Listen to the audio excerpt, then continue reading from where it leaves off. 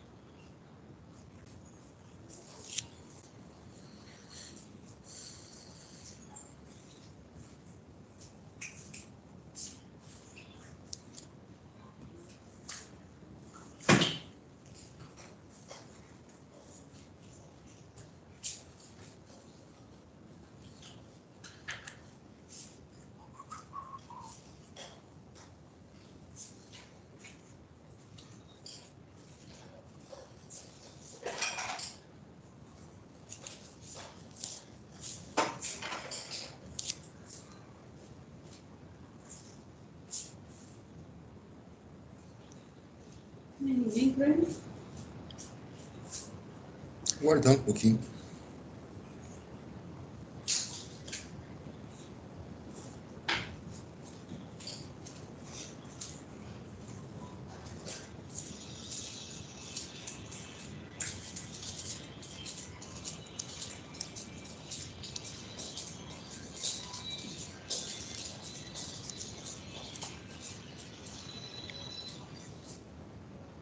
Pessoal, vão pegando a apostilinha aí de vocês. Eu vou abrir a tela aqui na apostila para a gente poder acompanhar juntos, beleza? Deixa eu abrir aqui.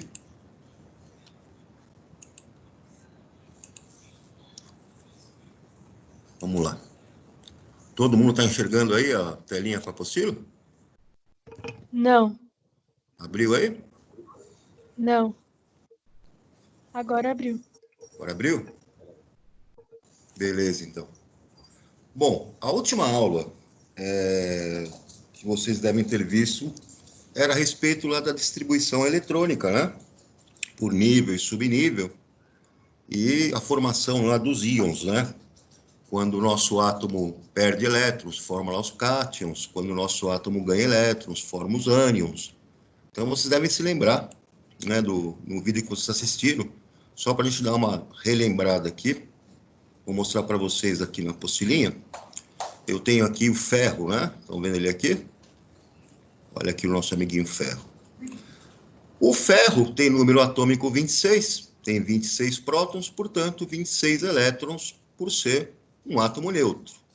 Você vai seguir lá o diagrama de Linus-Pauling, diagrama de diagonais, e fazer a distribuição eletrônica dos 26 elétrons dele. Então, desce aqui um S2, depois vai descer na outra setinha, 2S2, segue na setinha lá de cima 2p6, prossegue até 3s2, depois você vai lá para o 3p6, desce até o 4s2 e chega aqui no subnível 3d, onde você vai precisar colocar só 6 elétrons. Então, a distribuição eletrônica dele fica desta maneira aqui, que eu estou marcando, né? Você tem 1s2, 2s2, 2p6, 3s2, 3p6, 4s2, 3d6. Sabemos que o nível 1 é a camada K, onde eu tenho 2 elétrons. O nível 2, formado por esses dois subníveis, 2s2 e 2p6, é a camada L. Nós temos aqui 8 elétrons. Na camada M, nós temos 3 subníveis, o 3s2, o 3p6 e o 3d6. Então, vejam que o terceiro nível corresponde à camada M. E nós temos aqui 6, 12, com os outros 2 elétrons, 14 elétrons nessa camada M. E a camada N, que corresponde ao nível 4, eu tenho 2 elétrons. Então, percebam, a camada mais externa, a camada de valência, que é o quarto nível, camada N, eu tenho 2 elétrons aqui no nosso amiguinho ferro. O ferro, ele tem a capacidade de fazer o quê, então? Perder esses 2 elétrons que ele tem na camada de valência dele, e essa distribuição eletrônica original que ele tinha, ele tem, então, aqui, na camada de valência, a camada N, nível 4, ele tem 2 elétrons. Se ele perde esses 2 elétrons, a nova distribuição eletrônica dele fica, então, com essa característica. 1s2, 2s2, 2p6, 3s2, 3p6, 3d6. Notem que, como ele perdeu esses elétrons mais externos, ele pode formar, então, um cátion, que é o ferro 2+. Perda de 2 elétrons, ele vai, então, formar cátion com carga 2+. Um outro exemplo aqui embaixo, né? O nosso ferro, ainda ele, pode perder ainda mais um elétron do seu subnível 3d6. E se ele perde os 2 elétrons do subnível 4s2 mais um elétron no subnível 3d6, perdendo 3 elétrons, ele pode ainda formar outro cátion, que é o ferro 3+. Então, à medida que ele vai perdendo os elétrons das camadas mais externas, primeiro da camada de valência, e ainda tendo a possibilidade de perder um elétron da outra camada, ele vai formar, então, um cátion, que pode ser o ferro 2+, ou o ferro 3+. Isso no caso do ferro. Só para relembrar agora a distribuição eletrônica para a formação de um ânion. Nós temos aqui o caso do bromo. Vou mostrar ele aqui, ó, bromo. Ele tem 35 elétrons como átomo neutro, porque ele tem 35 prótons no seu núcleo. A distribuição eletrônica, seguindo aqui o diagrama de Linus Pauling, né? Você vai ter, então, 1s2, 2s2, 2p6, 3s2, 3p6, 4s2, 3d10, 4p5. Fazendo a distribuição por camadas. Nível 1, camada K, com 2 elétrons. Nível 2, camada L, tem 2 subníveis aqui, 2s2 e 2p6, 6 com 2, 8 elétrons. O terceiro nível, 3s2, 3p6, 3d10. Então, na somatória, eu tenho 18 elétrons da camada M, que corresponde ao nível 3. Finalmente, na camada mais externa, o nível 4, que é a camada N, eu tenho 4s2, 4p5. 5 com 2, 7 elétrons de valência. Então, notem. Se ele tem 7 elétrons de valência, ele tem a possibilidade aqui, nesse subnível 4p5, de ganhar mais um elétron. Notem aqui. Porque esse subnível P comporta até 6 elétrons. Ganhando mais um elétron que vai entrar aqui na camada de valência, eu vou ter uma nova distribuição eletrônica para o ânion. Está aqui, ó, do nosso bromo. O ânion do nosso bromo, então, terá um elétron a mais, que entrou lá na camada de valência. Tendo um elétron a mais, o que vai acontecer, então? Ele vai formar o ânion brometo. Aqui o ânion brometo, aqui em cima. Esse ânion brometo se formou por quê? Porque o bromo teve a capacidade de ganhar um elétron, né? ele originalmente, como vocês veem aqui, ele tinha 35 elétrons. Como ele ganhou um elétron, esse elétron entrou na camada de valência dele, ele fica com a distribuição eletrônica com um elétron a mais. Tendo um elétron a mais, então a representação do ânion brometo vai ser esse aqui, Br, e o sinalzinho de menos aqui, que corresponde a um elétron que ele ganhou. Então, os nossos átomos neutros têm a sua distribuição eletrônica original, a configuração eletrônica original, mas eles têm capacidade de ganhar ou de perder elétrons. Isso, então, vai proporcionar a formação do quê? Dos íons. E esses íons podem ser, então, os cátions ou ânions. Muito bem. Feita essa pequena revisão, vamos dar uma olhadinha aqui no que vai ocasionar, né, a distribuição eletrônica. Qual foi a consequência da distribuição eletrônica? A própria tabela periódica. A tabela periódica nada mais é do que vamos dizer assim, uma classificação onde os elementos têm a sua posição na tabela determinada pela sua distribuição eletrônica. Só para contar uma historinha aqui, então, só para ver né, como é que foi a coisa em termos históricos, os primeiros que propuseram lá fazer uma classificação periódica, esse Dobbenheiner, tem aqui as tríades, né, de Dobbenheiner, esse químico alemão. O que ele propôs, então? O que ele percebeu? Bom, já se sabia como você determinar a massa dos átomos, né? Isso já vinha desde os trabalhos lá de Lavoisier, os trabalhos que foram aprimorados a partir dos estudos lá da estequiometria. Então, já se sabia como determinar a massa dos átomos. E o que ele percebeu? Ele percebeu o seguinte, que quando ele pegava um elemento químico, por exemplo, o cloro, ele sabia que a massa do átomo de cloro era 35,5. Aí o que ele percebeu? Que o iodo tinha uma massa de 126,9. E aí ele também percebeu o seguinte, que o bromo tinha uma massa intermediária entre o cloro e o iodo, como se fosse uma média entre os dois. Uma média entre a massa dos dois. E isso compunha, então, uma tríade.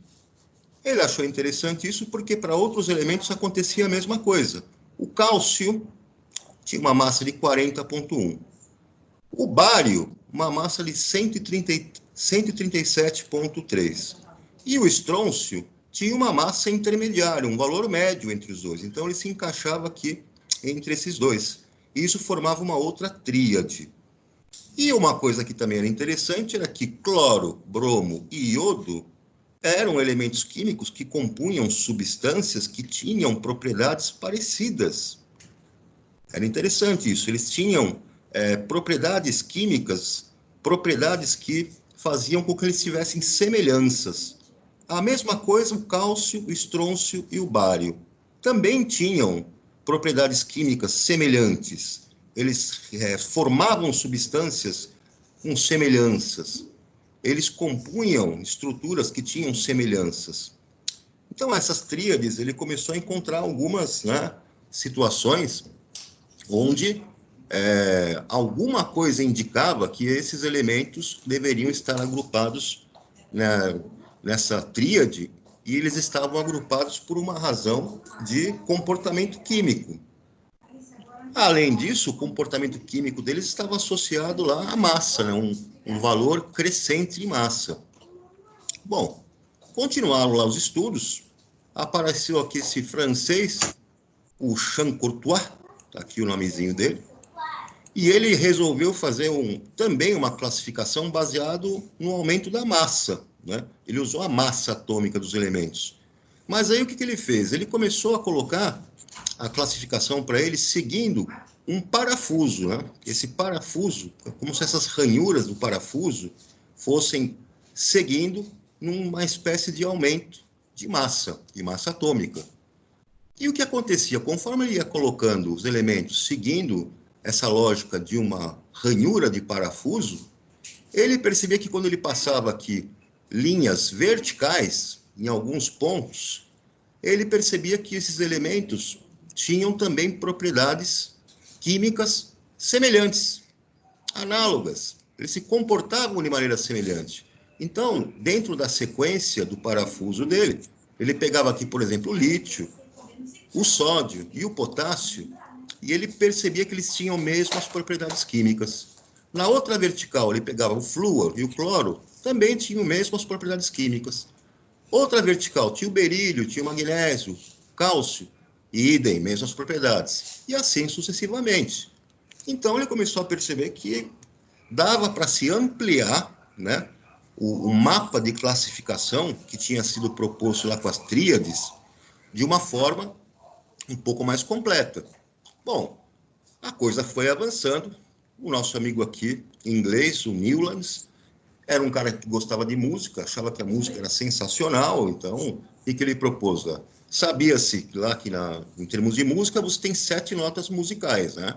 As 7 notas musicais ele associou, então, com uma escala crescente de massa atômica para os elementos e percebia que, conforme ia aumentando a massa atômica, os elementos, né, esse aumento de massa atômica fazia com que, quando eles chegassem numa 7ª nota, vamos dizer assim, eles voltavam a ter um comportamento parecido para cada um deles na sequência anterior.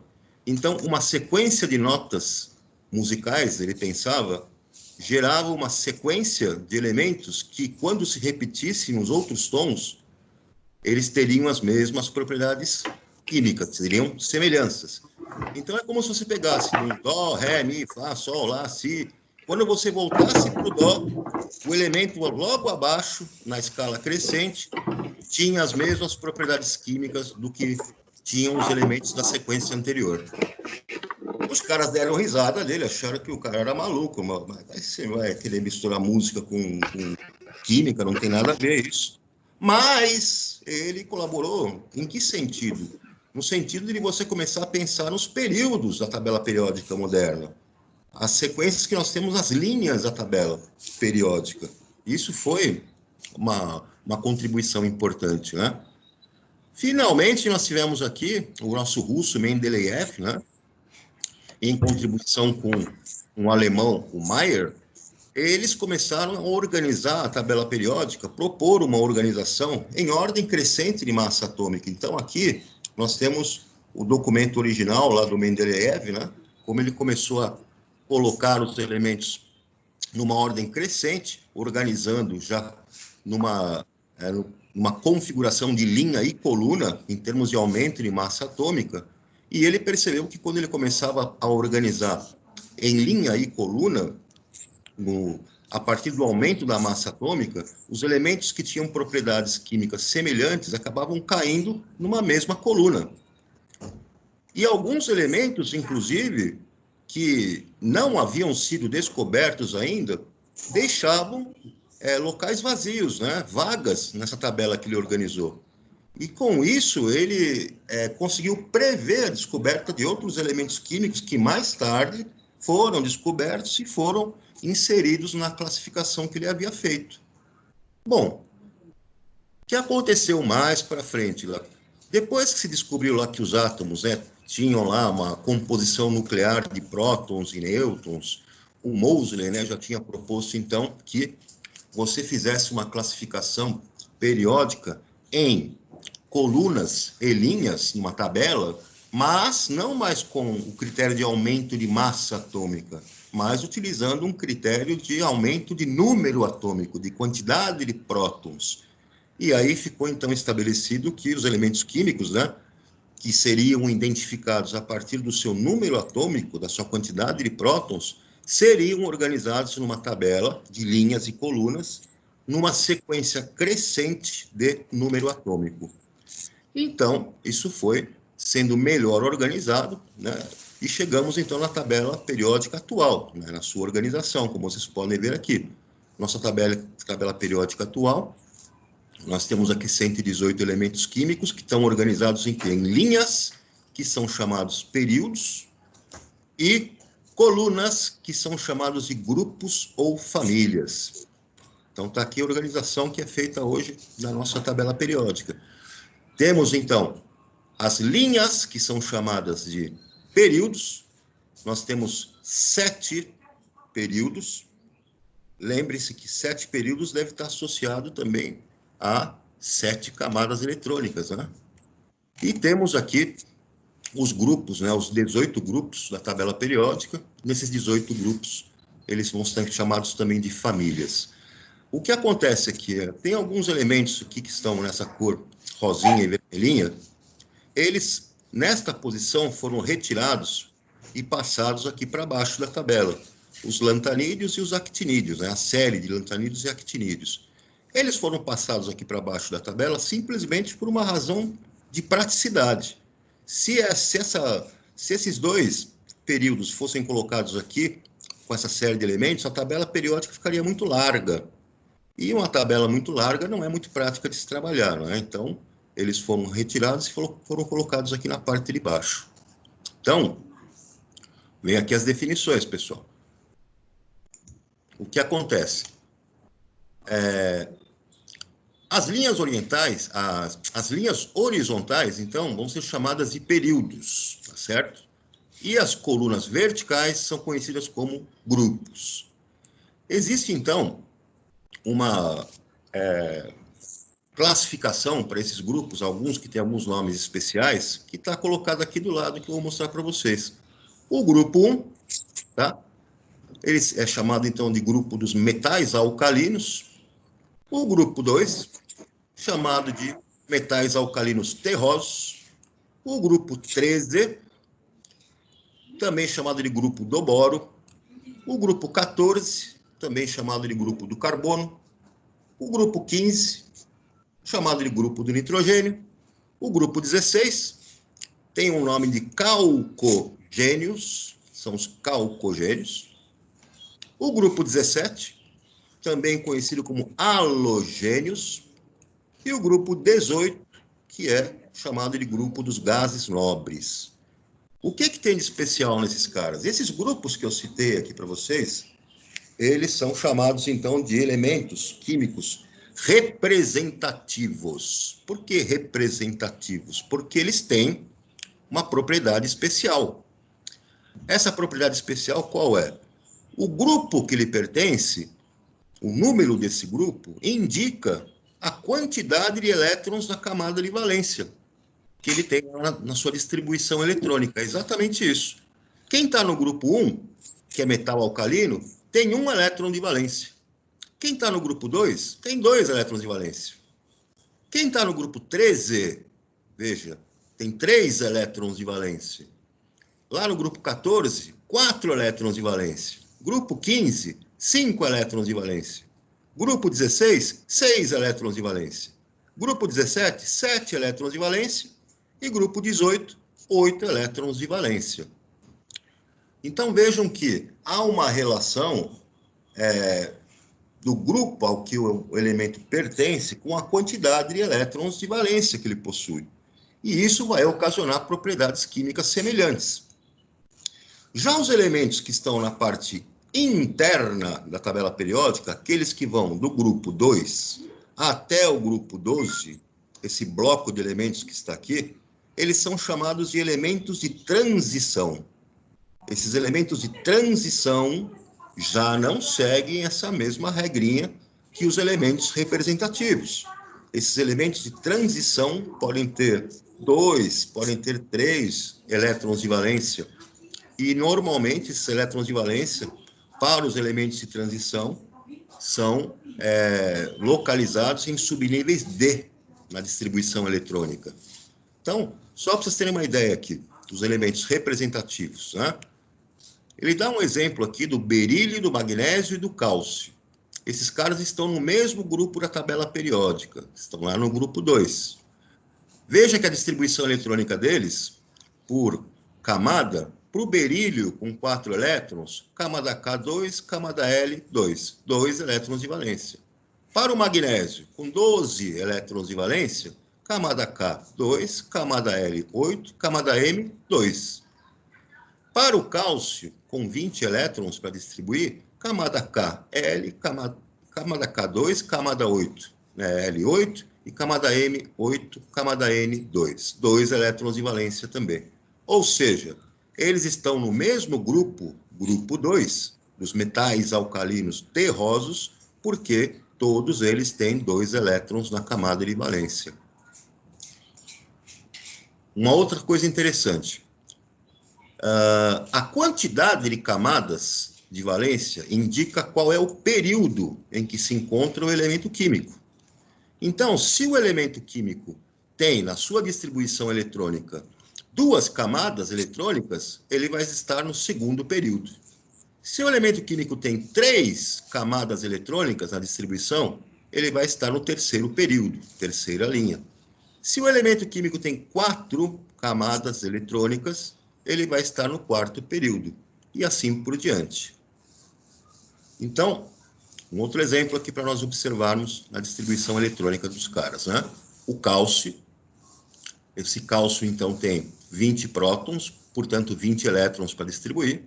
A distribuição eletrônica em subnível de energia dele é 1s2, 2s2, 2p6, 3s2, 3p6, 4s2.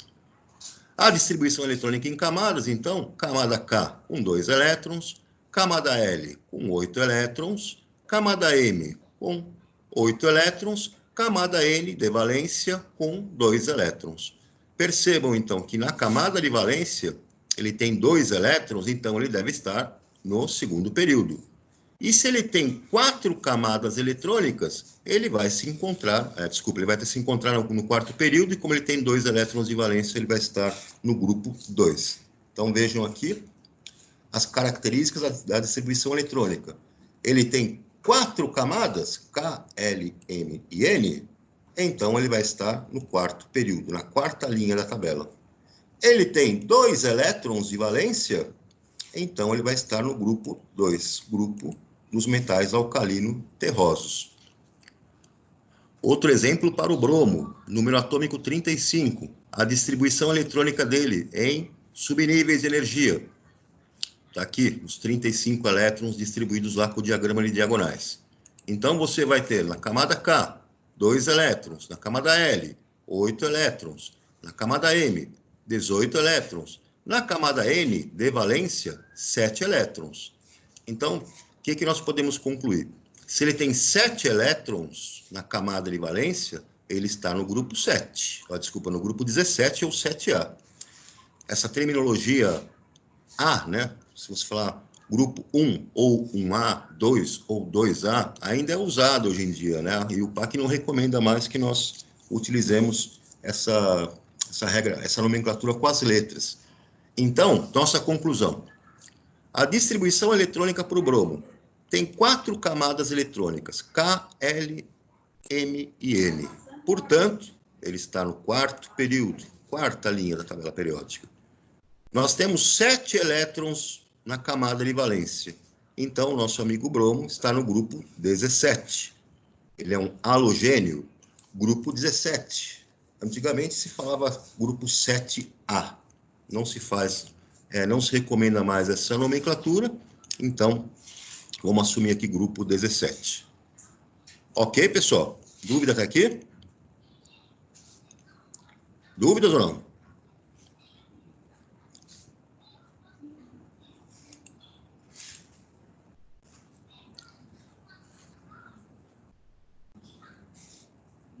Deixa eu ver aqui, espera um pouquinho.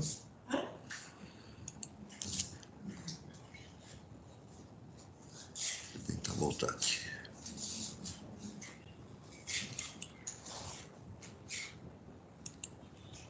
Só um instantinho. Deixa eu ver como é que está a situação aqui no grupo. Pessoal, estão me ouvindo aí? Estão me ouvindo? Sim. Alguma dúvida até agora? Não. Tudo bem, deixa eu ver só se tem alguém aqui na fila, que às vezes pode ter alguém esperando aqui, deixa eu ver.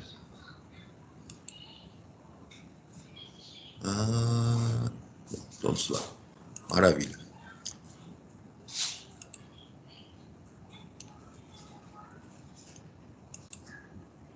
Deixa eu voltar aqui na nossa apostilinha e abrir aqui para nós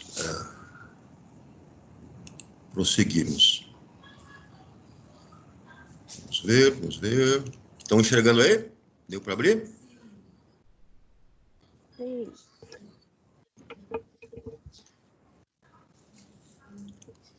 Deixa eu só dar uma olhadinha aqui na sequência da apostila. Para ver aqui a divisão, né? Vocês podem fazer esses exercícios aqui, ó, que estão propostos, para organizar as ideias. Estão vendo aí na página 67? Então, esse organize as ideias, podem fazer esses Ô, exercícios. professor, Oi, pode a falar. Kelly ainda não tá conseguindo entrar. Deixa eu Zé, ver. Oi. bom dia. Bom dia. Tinham duas salas, não sei porquê, tem duas salas, tinham dois links. Então, eu tô tentando achar o link dessa aula que você tá e passar pro pessoal que eles estavam entrando com outro link, em outra sala. Ué, Aguenta aí. Adriana, a Oi. gente achou o link. acharam? Achamos. Então, mas eu preciso passar para Ana, porque na outra sala tinham 17 alunos. Eita. Mas que sala é essa? Peraí. Vai continuando aí, porque tá gravando, então não tem problema. Vamos que vamos. Beleza. Voltando lá na nossa telinha, então. Deixa eu ver onde é que eu estava. Aqui. Pessoal, vocês vão, então, fazer esses exercícios aqui da página 62, organizar as ideias, tá? Exercícios simples para fazer, para que vocês façam a distribuição eletrônica, né? E vocês depois vejam qual que é o posicionamento desses elementos lá na tabela periódica, tá? Foi o que nós fizemos até agora. Então, podem se divertir com eles depois, que eu vou dar sequência aqui para a organização da tabela periódica que vem mais abaixo. Então tá aí, ó, divisões da tabela periódica. Gente, o que existe de elemento químico, afinal de contas, aí no universo? Ou o cara é metal, ou o cara é não metal, ou o cara é um intermediário, né, que a gente não aprofunda muito o estudo deles no ensino médio. Ou o cara é gás nobre. Então, são essas possibilidades para os nossos elementos químicos. Observem, então, aqui na tabela periódica, que nós temos tudo que está em azul aqui, todos esses carinhas em azul, são metais. Todos eles, metais. Aqui na parte de baixo, dos lantanoides ou lantanídeos e actinoides ou actinídeos, esses dois períodos que foram colocados aqui para baixo, dessa série de elementos, também são metais. Agora, é claro, esses metais que estão aqui, tudo em azul, vão ter suas propriedades características, né? Observem que eu tenho uma parte toda em amarelo aqui na tabela periódica. Esses elementos que estão em amarelo, eles são considerados como não metais. É claro, tem uns carinhas como o boro, o silício, o arsênio, o selênio. Eles são carinhas que têm algumas propriedades, né, o germânio, propriedades intermediárias. Às vezes eles podem se comportar como metais, às vezes se comportar como não metais. O estudo deles é um pouquinho mais aprofundado lá no nível superior. Nos interessa saber que eles estão aqui nessa partezinha de amarelo na classificação de não metais. E tem os carinhas aqui em verde, nesse último grupo 18, que são chamados de gases nobres. Então, estão aqui hélio, neônio, argônio, criptônio, são os carinhas que são os gases nobres. E tem um cara importante, que está em branco, que você vê que ele não pode ser classificado nem como metal, e em alguns casos até como não metal. Algumas tabelas periódicas pegam esse hidrogênio, que é um elemento que tem características interessantes nesse sentido, e colocam ele no meio da tabela periódica. Mas, como ele tem um elétron de valência, ele aparece aqui no grupo 1. Mas, lembre-se, ele não se comporta como metal, ele vai se comportar como não metal no nosso estudo.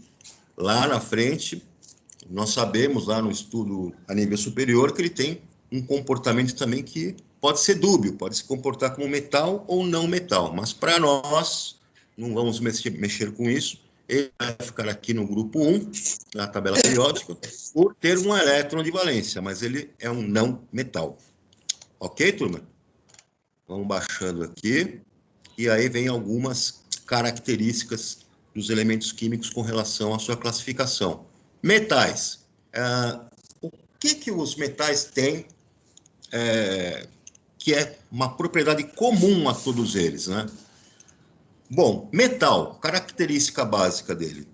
A maior parte deles é sólida na temperatura ambiente, com exceção do mercúrio. Os metais costumam ter pontos de fusão e de ebulição elevados, tá?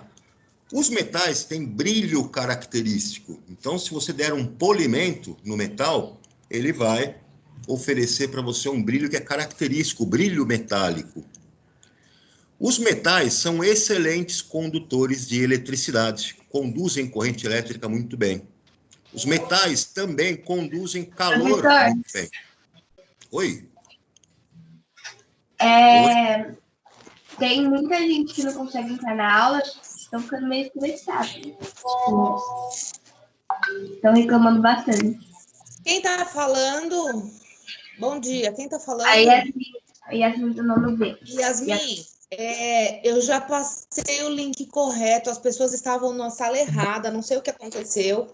Deixa o professor terminar a explicação. O pessoal no grupo já tem que ver o link correto, tá bom, meu amor? Não interrompe mais o professor. Deixa ele terminar, a gente já resolveu. Obrigada, viu? Então, além dessas propriedades, né, características dos metais, eles têm essas duas aqui que são chamadas de ductilidade e maleabilidade. Ductilidade significa que você consegue fazer fios, reduzir os metais a fios. Então, eu consigo fazer dos metais arame, fio qualquer, de qualquer aí, espessura, eles conseguem, então, ser transformados em fios sem que eles se rompam.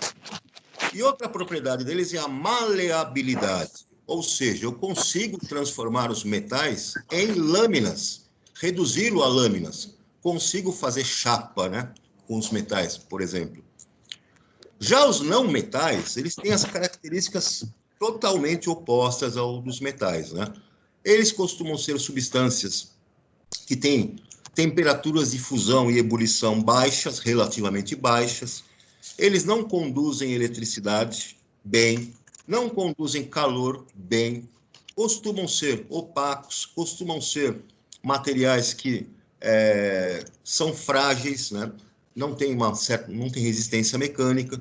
Eles podem aparecer nos 3 estados físicos, tanto sólido, quanto líquido, quanto gasoso, né? E são características de não metais aí, nesse caso. Os gases nobres, né, são já elementos que, pelo próprio nome que vocês veem, se apresentam na forma de gás. São gases monoatômicos, gases que não têm atividade química, gases que são chamados de inertes. Por eles terem essa condição de ser inertes, de não terem reatividade química, de não se combinarem com outros átomos, com outros elementos, para formar substâncias, então eles recebem esses gases nobres, como se a nobreza deles indicasse que eles não se misturam com nenhum outro elemento químico. Aqui, como eu falei para vocês, o hidrogênio, né? O hidrogênio ele vai ter as suas características na formação de compostos. Ele tem um comportamento predominantemente de não metal. Ele fica colocado no grupo 1 da tabela periódica por ele ter, então, um elétron na camada de valência. Outra coisa que aparece na nossa tabela periódica é a seguinte. Você vê que eu tenho o símbolo do elemento químico, está aqui, ó, do ladinho, né? O símbolo do elemento químico é colocado aqui com 2 letras, a primeira maiúscula, e se houver uma segunda letra minúscula. O símbolo do elemento químico remete ao nome de um cientista que pesquisou e descobriu, ou o nome de uma cidade onde tinha uma universidade, um centro de pesquisa onde isso aconteceu, ou está homenageando lá algum pesquisador, ou mesmo pode se referir lá às iniciais, né, do nome desse elemento. em latim. Aparece, então, o símbolo do elemento. Tem uma outra informação que aparece aqui em cima, que é a massa atômica desse elemento. Então, aqui, para o caso do Mendeleev, massa atômica 258. Aparece aqui embaixo o número atômico dele, ou seja, aqui eu tenho 101 prótons, né, o número atômico. Desse ladinho aqui está aparecendo um cubinho, né? Esse cubinho indica o quê? Indica o estado físico em que ele se apresenta nas condições normais de temperatura e pressão.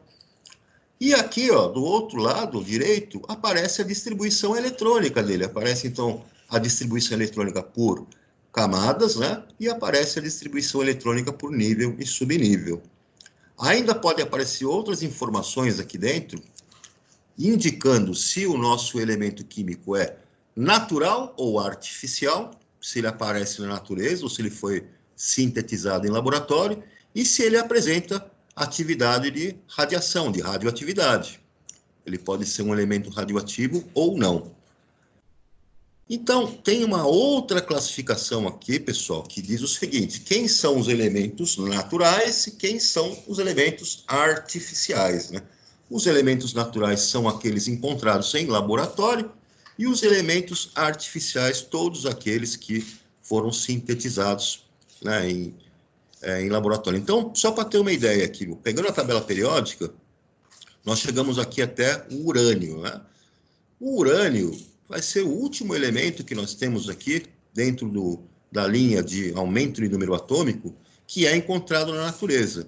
Todos os demais, sequencialmente, Netúnio, Plutônio, Americio, são elementos artificiais. Então, existe uma classificação que diz que existem elementos transurânicos, ou seja, que vêm antes do urânio, a maior parte deles, então, natural, e tem os elementos transurânicos, que vêm depois do urânio, e são elementos, todos eles, artificiais. Até aqui tudo bem, turma? Vamos avançar. Bem. O Zé, Oi. posso interromper? Eu costumo dizer, volta só um pouquinho na tabela. Eu costumo dizer para os meus alunos assim, ó, você sabe que eu gosto de fazer associação, né? Eu costumo dizer que os latanoides é como se eles estivessem todos dentro dessa gaveta. Exatamente. Então, como se eu puxasse como uma gaveta de arquivo para frente, assim, né, para o meu sentido, e virasse ela para a direita. Então, é como se toda essa gaveta aqui do latanoide tivesse enfiada lá dentro. Isso. E o actinoide também. Toda a gaveta está enfiada lá para dentro, que nem se fosse uma gaveta daqueles arquivos de guardar papel, que a gente puxa assim para trás e vira para a direita. Aí eles conseguem imaginar um pouquinho melhor, né? Sim. É como se eles estivessem entrando no plano, né, de maneira perpendicular aqui, ó, na tabela periódica. Exato. É isso aí. Então, gente... Conseguiram, tá? Pode seguir tranquilamente. Conseguiram. Tá tranquilo. Maravilha.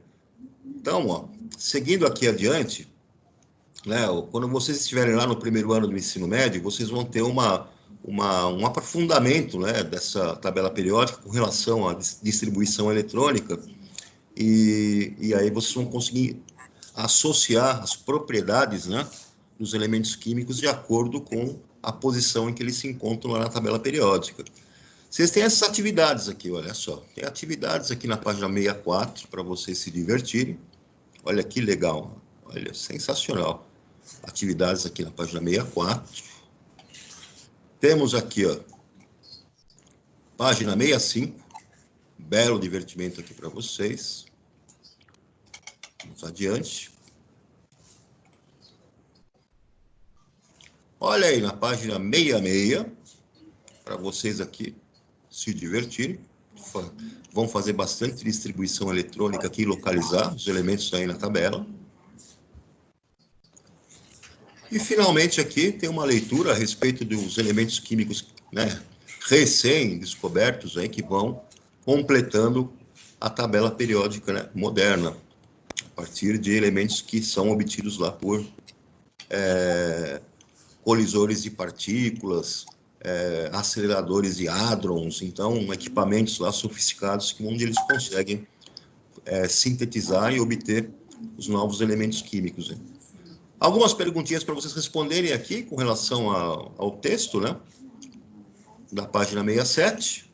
E com isso, fechamos a nossa apostilinha, né? E fechamos o nosso assunto aí nessa primeira introdução aí, com relação à distribuição eletrônica e tabela periódica. Quais serão as consequências? Quais serão as consequências lá para frente? Vou dar os spoilers para vocês. Uma vez que nós entendemos que os elementos químicos estão classificados, né, dentro de uma tabela, uma vez que nós sabemos que esses elementos químicos podem ser metais, não metais, gases nobres, o que vai acontecer lá na frente? Os elementos químicos se combinam para formar substâncias. Qual será, então, que tipos de combinações esses elementos químicos vão fazer para formar as substâncias? Será que os metais têm alguma característica especial para poderem desejar se ligar a um outro elemento como um não metal? Será que os não metais podem fazer ligações entre si? Por que os gases nobres não fazem ligação com nenhum outro elemento químico? Por que eles existem na forma monoatômica? Será que tem alguma coisa a ver com a quantidade de elétrons que eles têm na camada de valência? Será que eles têm uma estabilidade eletrônica? Será que os elementos, né, que nós temos aqui, os metais, os não metais, eles buscam uma configuração eletrônica de estabilidade para ficarem semelhantes à estabilidade que tem os gases nobres? Essa vai ser, então, serão as nossas respostas quando formos estudar o nosso próximo capítulo aí em ligações químicas. Beleza, pessoal? Dri, passando a palavra para você. Tô tentando voltar para a tela, não sei onde eu fui parar aqui. Ah, tá. Achou aí? Achei. Vocês estão me vendo? Sim. Bom, terminamos, mas não se apavorem, tá? Terminamos a apostila, mas não se apavorem. Obviamente, eu fico muito, muito feliz de estar fazendo a aula junto com o JR, né? É um engenheiro químico, o professor que está dando aula para vocês, além de ser uma enciclopédia. E é um professor. Tudo que você perguntar para ele, ele sabe, viu, gente? Vocês podem perguntar que ele sabe. Tem dúvida de geografia, pergunta para ele. Mas sabe por quê? Ele criou já 4 filhos. Teve que estudar 4 vezes, entendeu? Fora a dele. Então, assim, melhor do que o JR para explicar a tabela periódica, para explicar classificação, eu até posso contar a historinha, mas não contaria com toda essa propriedade, com todo esse brilho nos olhos com que ele faz, com toda certeza. Parabéns, viu, Zé? Que isso. Mas não se apavorem com tudo isso, isso é apenas uma introdução. Muita gente estava muito curioso para saber átomos, moléculas, química, é muito legal. É importante a gente trazer agora para vocês esse vínculo da química com o dia a dia, né? Aonde que a química está no nosso dia a dia, então, trazer ela para ver hidrogênio mais oxigênio é água, então trazer isso para o nosso dia a dia mesmo, para ficar uma coisa mais concreta, porque está tudo muito no abstrato, né? Está tudo muito numa tabela. Na prova de vocês, vai cair até distribuição eletrônica, né, JR? A gente não colocou a tabela periódica, né? Apesar de distribuição eletrônica estar também fazendo composição da tabela periódica, né, Zé? Sim. Não tem nenhuma questão de tabela periódica sobre como foi feita a classificação, enfim. Estou falando bobagem, não, né? Tá certinho, né? Não, é isso mesmo. Então, assim, foi passado já o conteúdo, tá? Eu vou replicar de novo esse conteúdo da prova. E ontem eu passei todas as correções pelo positivo on da apostila toda. Então, eu fiz alguns arquivos, eu espero que vocês tenham acessado, espero que vocês tenham conseguido acessar. Gostaria da resposta de vocês, se vocês realmente acessaram, tá? E se conseguiram ver os arquivos, né? Estava legível. Estamos aqui agora para tirar as dúvidas de vocês que virão aí para essa aula. A prova está agendada para o dia 24. Sexta-feira, né? Amanhã. como já foi dito, a gente não vai passar a tabela periódica na prova, tá? Volta um pouquinho na apostila, Zé. Mostra para eles até onde eles têm que estudar, porque eu não estou com o controle aqui, só você que está com o controle. Então, pera lá. Vamos lá. Vamos subir. Para quem entrou um pouquinho mais tarde, fiquem tranquilos, a aula toda foi gravada. E assim, até eu que dou aula de química, vou ouvir de novo essa aula, porque tem alguns vocábulos que são fundamentais para a gente entender de novo. Tá? Então, o bom da aula gravada é isso. O bom da aula gravada é que a gente pode vê-la novamente, né, sucessivas vezes quanto necessário. Mas nada como participar, né, do bate-papo e de poder tirar alguma dúvida se tiver, tá? Por favor, crianças, se manifestem. Bom, alguém pessoal, quer falar alguma coisa? o assunto Pode aí falar? Pode falarem. Não, eu só falei que eu acho que deu pra entender bem. Vou resolver a aula e vou... Tá muito baixo, amor. Fala mais alto, por favor. Eu só falei que eu vou revendo a aula e vou entendendo. Aí, se eu tiver dizer, eu mando. Ah, entendi. Olha, pessoal, o conteúdo aí para essa prova de vocês, ele vai começar aqui em modelos atômicos, né? Então, parte bem simples aqui que nós já começamos lá, a nossa apostilinha. Vejam aí vejam o primeiro modelo atômico. Vou pegar aqui lá no começo do nosso capítulo, tá aqui, né? Então vejam aí lá, página 34. Então, tem o modelo atômico do Dalton, o primeiro deles, que vocês vão dar uma revisada. É o modelo da bola de bilhar, é o modelo onde ele conseguiu determinar lá que os átomos eram partículas esféricas, maciças, cada um com uma massa característica que caracterizava o elemento químico, e que com esse primeiro modelo já se deu para explicar bastante na química, né? Como é que aconteciam, como é que se explicavam as reações químicas, como é que se explicava a conservação da massa, né? Então tá aí o primeiro modelo atômico do Dalton. Depois vocês vão rever lá.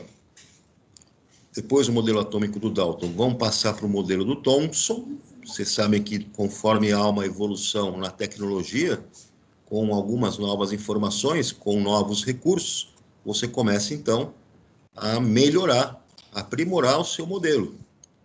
Então, descendo aqui, depois que foi proposto aqui o modelo do Dalton, que já explicou boa parte das reações químicas, da composição da matéria, vem o modelo do Thomson, onde o Thomson descobre o elétron a partir dos trabalhos dele com tubos de raios catódicos. Sim. Então está lá, um tubo de raio catódico. Ele conseguiu descobrir os elétrons e aí propôs um modelo que explicava a natureza da eletricidade, né, associada ao átomo. Então está lá o modelo do Thomson. O nosso átomo teria, então, uma estrutura esférica toda com carga positiva e incrustado, né, os elétrons menorzinhos com carga negativa.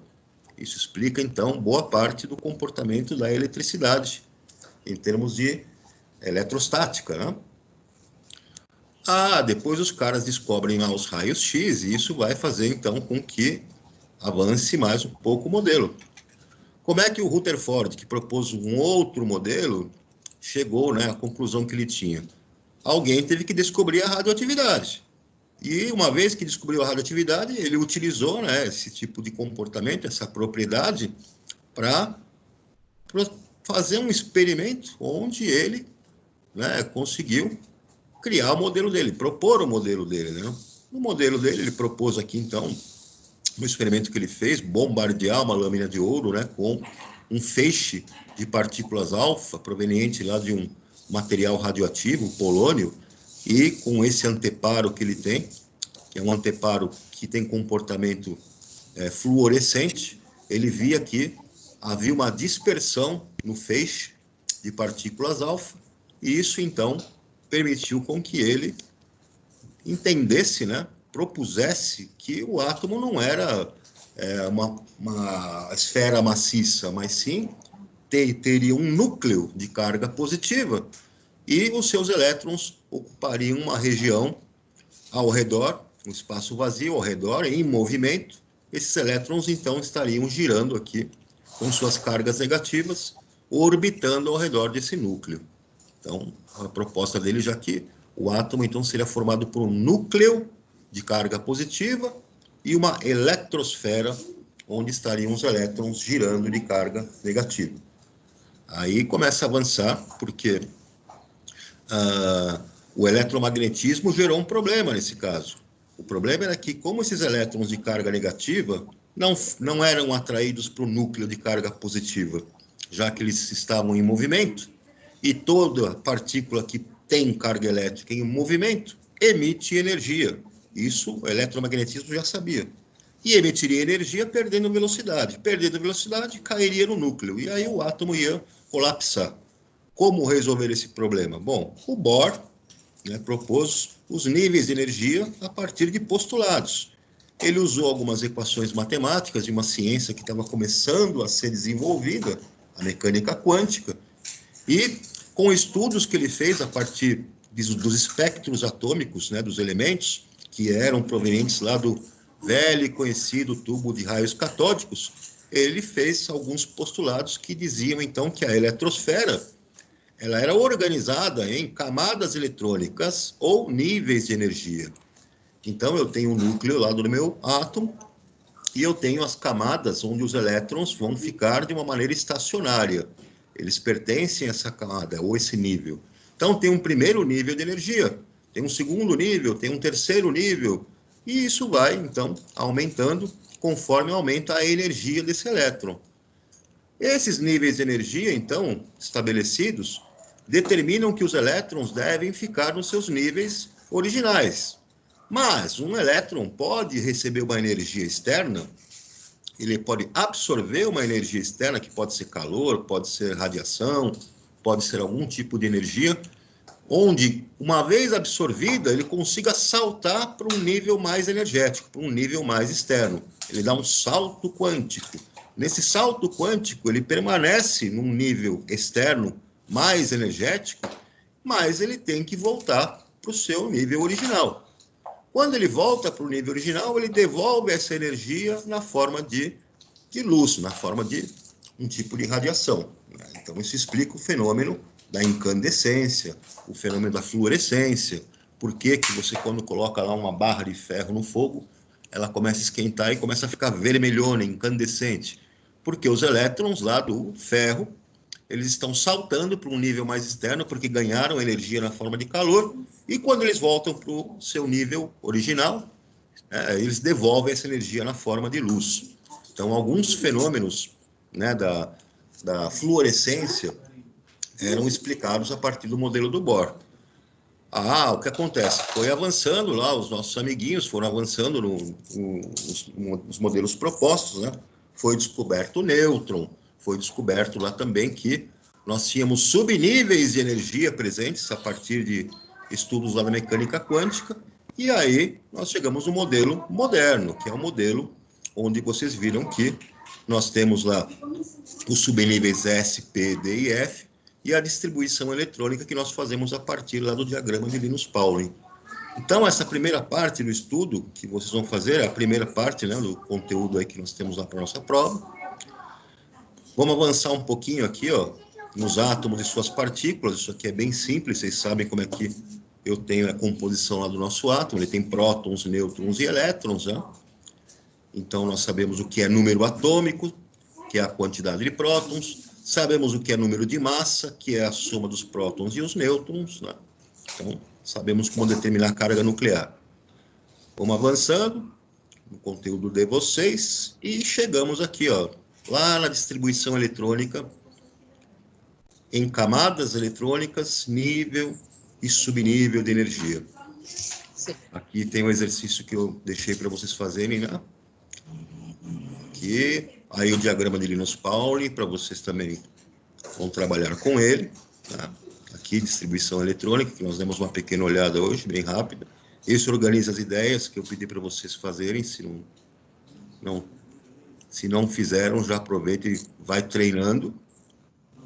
Aqui nós temos aí as semelhanças atômicas, né, onde nós temos lá o que são isótopos, né, elementos que têm o mesmo número atômico, mas têm uma massa diferente, um número de massa diferente.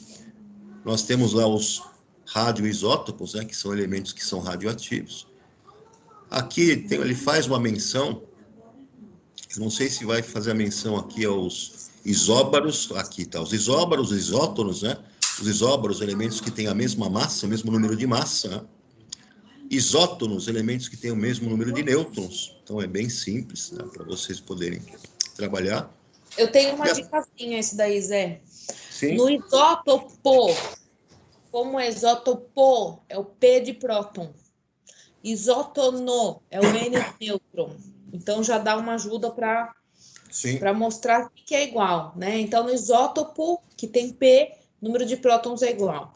No isótono, que tem o N, o número de nêutrons é igual. Já dá uma associaçãozinha, né? Isso. É como aquela história do ganhanion e percation, né? A gente tem que fazer algumas associações para na hora da prova não se confundir, né?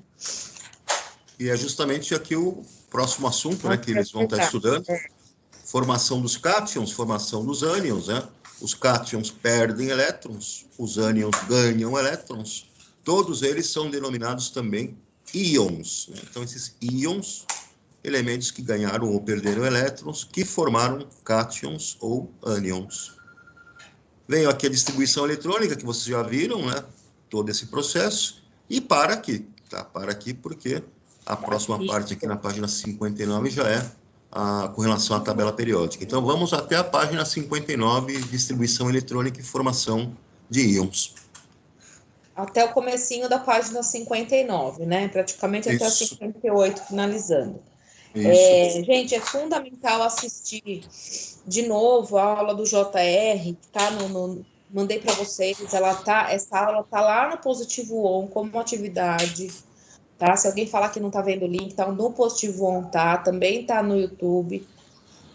Da construção da distribuição eletrônica, né? Porque lá na lousa ele mostra como construir. Então, você vê uma figura assim estampada, você não consegue imaginar essa construção, não tem como, tem que construir mesmo. E na aula ele faz bem devagarinho, bem bonitinho. Inclusive, foi uma aula que foi gravada enquanto nós ainda estávamos no colégio, né? A gente não estava ainda com o distanciamento social da pandemia, tá? Então, vale a pena vocês assistirem, né, Zé? Se eu não me engano, você estava lá na escola, né, gravando aquela aula. Tava, eu gravada lá. Inclusive, o título da aula tem lá primeiro médio. Aí você vai falar, tô vendo a aula errada. Não, não tá vendo a aula errada. É o mesmo assunto. O conteúdo é o mesmo, e no primeiro médio é revisado esse conteúdo para daí para frente ele sair derrapando. Para vocês é aí. Mas para o primeiro médio ele dá essa revisada. Então, é uma aula que serve para os dois, é importante dizer, porque tem esse título lá, pode ser que vocês acham que está assistindo a aula errada. Acho que era isso, né? Acho que sim. Tem alguma dúvida aí do pessoal? Não? Vocês fizeram o caderno de atividade, o apostila, galerinha? Sim. Fizeram? Quem fez a apostila aí? Fala sim, fiz. Não, não fiz, sim, fiz. Sim, eu fiz. Porque assim, é importante vocês fizeram. É importante vocês fazerem para conseguir fazer a prova, tá? Como já dito, a prova de vocês vai sair de todo o material positivo. Não tem nenhuma questão que não esteja no material positivo. Ou seja, se você responder a apostila, se você responder o caderno de atividades, se você fizer as trilhas, as questões estão aí. Você sabe a questão que vai estar na tua prova, tá? Obviamente é uma loteria, você não vai saber qual é, né? Mas todas as questões foram tiradas do material do positivo. Então, se você fez tudo para poder estudar, você com certeza já viu a questão. Sim. É isso aí? Sim. Então, Todas as questões foram tiradas lá do Positivo On mesmo, né? Então, se eles fizeram trilhas, fizeram atividades, fizeram lá todas as atividades que foram propostas lá no Positivo On, não vai ter novidade nenhuma para eles. Vai estar bem tranquilo, né? Isso. E Pode consultar, viu, galera? Uma coisa que está acontecendo com muito... É um erro, né? Ninguém é para adivinhar nada, ninguém é para decorar nada o tempo todo, né? A educação à distância, ela funciona através de consulta. Nós temos consciência disso. A educação à distância, ela funciona, grande parte da autonomia. Você tem que ter a sua vontade de fazer, senão não dá certo, né? Então, assim, esperar só que tudo caia no seu colo com a educação à distância fica difícil. Esse é nosso papel, é ficar cobrando, é ficar falando faz, é ficar entrando na tela para mostrar para vocês, mas vocês têm que fazer, né? Então, não tenham vergonha de consultar, não tenham de olhar, é aquela história que eu sempre digo, vou passar o gabarito para vocês, eu posso, o importante é saber como chegar naquela resposta, não tem problema nenhum você ter a resposta. Nós podemos fazer isso dentro de aula, a gente pode ir lá na escola passar todas as respostas para vocês de uma prova. O problema é como construir esse raciocínio, tá? Isso que é importante para vocês. Então, não tenham medo de quando estiverem estudando olhar. Você não precisa chutar para acertar nada. Você não precisa acertar numa loteria. Tá? Você consulta sim, procurem como chegar naquela solução. E aí sim, depois que você fez uma consulta, depois que você fala, eu acho resposta. Aí sim você vai ter aquela sensação de dever cumprido, né, JR? Acho que é isso que é importante eles entenderem, né, na educação à distância. Sim. Tá bom, Sim. crianças? Não tenham vergonha de perguntar, não tenham vergonha de pesquisar, não tenham vergonha de nada. É assim que a gente faz o ensino à distância. Vamos parar, porque acho que tem outra aula, né? Ou vocês acabaram? Não, tem mais duas. Não tem. Então, bora lá. Bora lá. Beijo. Abração, Estamos no abração. WhatsApp. Estamos no WhatsApp, qualquer um pode chamar, né? É isso aí. Tchau, Zé.